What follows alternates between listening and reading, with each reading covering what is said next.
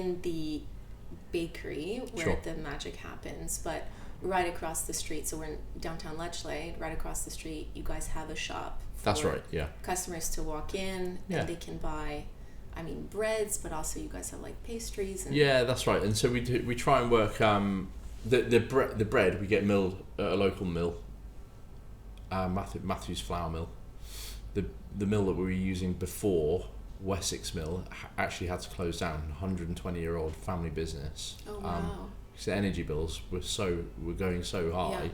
Yeah, and I definitely want us to talk about that later. They just pulled the plug on that. So we use Matthew's Flour Mill.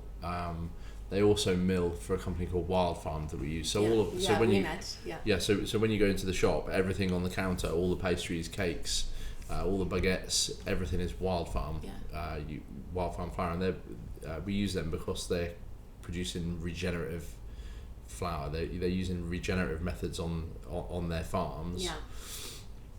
And that's important to us.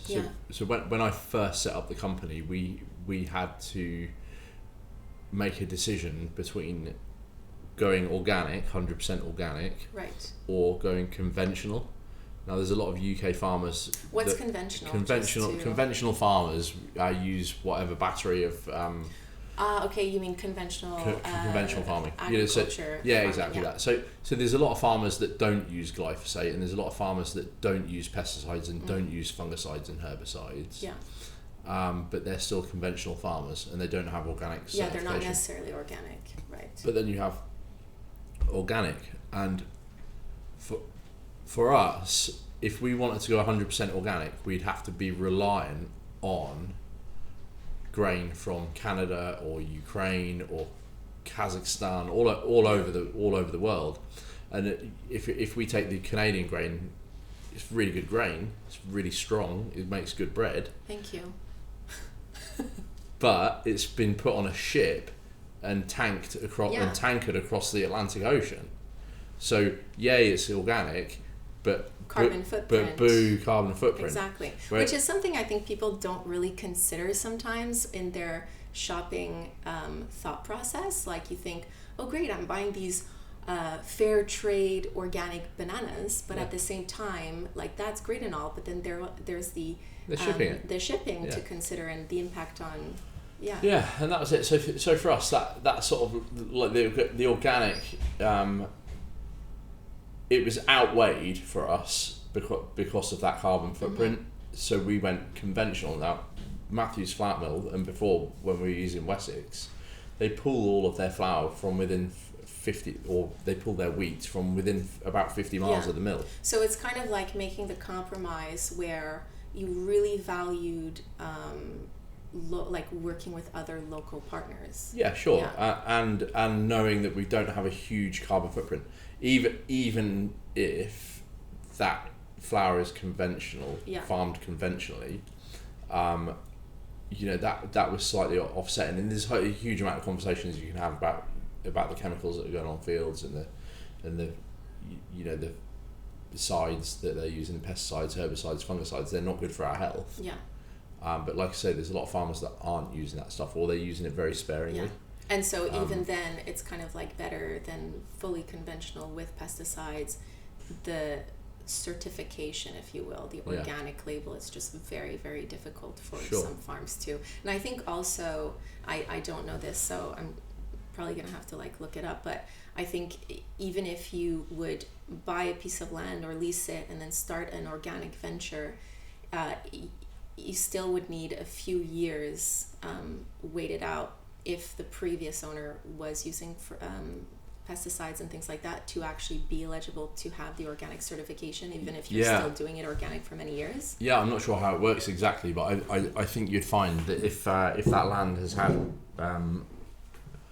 all of those chemicals on it, you'll never get certification. Yeah. And actually, a lot of organic land is dead.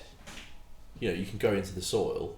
You can dig a hole in the soil, and you don't get earthworms. And that's because it's not regenerative. Yeah, and you don't get fungus. You don't get the fungus, and you don't get that mycelial network keep everything healthy. So is it necessarily good? It's interesting, and that's the whole point, is to have an awareness and an understanding of every single aspects of a situation to kind of weigh the pros and the cons. Yeah, and sure. like you're saying, it's about trade-offs and the trade-offs that you were making for making sure that you were working within close local producers. I think it's a wonderful mindset. And I think also organic can become a bit of a buzzword. 100%, yeah. It's greenwashing. it just seems that, you know, people do fire that word around and really don't take into consideration, and as we said, the carbon footprint of the actual grain.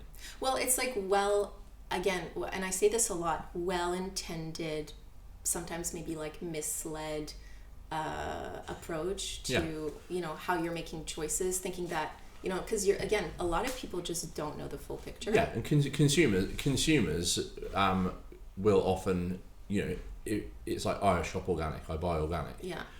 But if you push them on that's where it stops. Yeah.